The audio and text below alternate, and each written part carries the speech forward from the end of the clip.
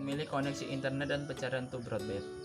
Meningkatnya perhatian dan ketertarikan masyarakat pada aplikasi multimedia modern seperti broadband internet dan HDTV memerlukan teknik akses baru untuk menghubungkan peralatan tersebut kepada backbone komunikasi. Saat ini, teknologi yang menjanjikan yaitu teknologi data dan internet melalui jaringan listrik yang sering kita sebut sebagai power line communication atau PLC, yang biasa juga disebut dengan nama broadband over power line atau BPL. Di era informasi saat ini, masyarakat mulai membutuhkan layanan internet untuk kehidupan sehari-hari. Layanan internet yang dibutuhkan adalah internet yang memiliki kecepatan tinggi dan memiliki harga yang sangat murah. Hal ini sudah menjadi kenyataan dengan adanya jaringan nirkabel yang memiliki kapasitas yang besar dan jangkauan yang sangat luas. Selama beberapa tahun terakhir ini, teknologi broadband wireless access adalah teknologi jaringan yang paling baru dan yang paling bisa memenuhi permintaan pelanggan untuk internet yang lebih cepat dan lebih baik. B. Memilih penyedia layanan internet atau ISP. Untuk tersambung ke jaringan internet, pengguna harus menggunakan layanan khusus yang disebut dengan ISP atau Internet Service Provider. Media yang umum digunakan adalah melalui saluran telepon atau dikenal dengan PPP atau Point-to-Point Protocol. Pengguna memanfaatkan komputer yang dilengkapi dengan modem atau modulator dan demodulator untuk melakukan dialog ke servis milik ISP. Begitu tersambung ke server ISP, komputer si pengguna sudah siap digunakan untuk mengakses jaringan internet. Pelanggan akan dibebani biaya pada telepon plus layanan ISP yang jumlahnya bervariasi tergantung lamanya koneksi. Baiklah, saya Muaini Amalia ingin melanjutkan presentasi dari Muhammad Fadlin. C. Bagaimana cara kerja internet? Internet dijaga oleh perjanjian bilateral atau multilateral dan spesifikasi teknikal atau protokol yang menerangkan tentang perpindahan data antara rangkaian.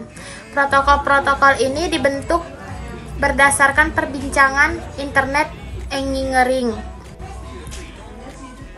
Sebagian dari RVC dijadikan standar internet oleh Badan Arsitektur Internet. Protokol-protokol internet yang paling sering digunakan adalah TCP dan IP.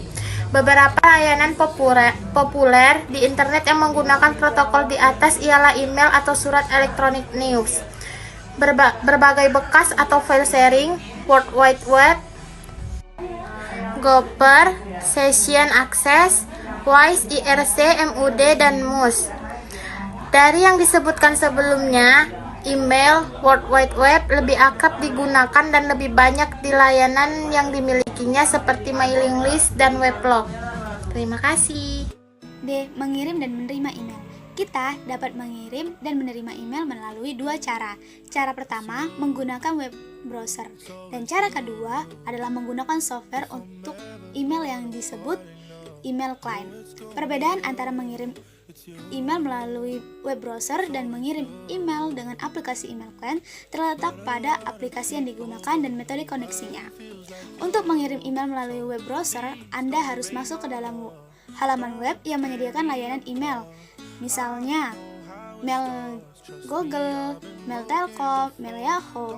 Setelah Anda login dan memasukkan password, barulah Anda dapat membuka, menulis, dan mengirim email. Hal berbeda akan Anda jumpai jika Anda mengirim email dengan email client. Untuk mengirim email dengan email client, Anda harus mempunyai alamat email yang mendukung protokol POP3 dan SMTP. Alamat email yang mendukung kedua protokol tersebut biasanya disediakan oleh penyedia layanan internet. World Wide Web. World Wide Web biasa lebih dikenal dengan singkatan WWW, adalah suatu ruang informasi yang dipakai oleh pengenal global yang disebut dengan pengidentifikasi sumber seragam untuk mengenal pasti sumber daya berguna. WWW berguna WWW merupakan kumpulan layanan web dari seluruh dunia yang mempunyai kegunaan untuk menyediakan data dan informasi untuk dapat digunakan bersama. WWW ialah bagian yang paling menarik dari internet. Melalui web, para pengguna dapat mengakses informasi yang tidak hanya berupa teks, tetapi bisa juga berupa gambar, suara, video, dan animasi. Internet juga telah dimanfaatkan untuk berbagai aspek kehidupan, seperti kegiatan belajar, mengarsipkan data penduduk, memesan taksi, tiket, makanan, dan lain sebagainya. Oleh karena itu, internet telah mengubah banyak hal dalam kehidupan umat manusia, sehingga internet telah menjadi bagian dari kehidupan sehari-hari masyarakat di sebagian besar belahan bumi. Kita dapat mengetahui berita-berita teraktual hanya dengan mengklik situs-situs berita di web. Demikian pula dengan kurs mata uang atau perkembangan di lantai bursa. Internet dapat menyajikannya lebih cepat dari media manapun. Para akademisi adalah salah satu pihak yang paling beruntung dengan kemunculan internet. Aneka referensi, jurnal maupun hasil penelitian yang dipublikasikan melalui internet tersedia dalam jumlah yang berlimpah. Para mahasiswa tidak perlu lagi mengadu-adu buku di perpustakaan sebagai bahan untuk mengerjakan tugas-tugas kuliah. Cukup memanfaatkan search engine. Materi-materi yang relevan dapat segera ditemukan.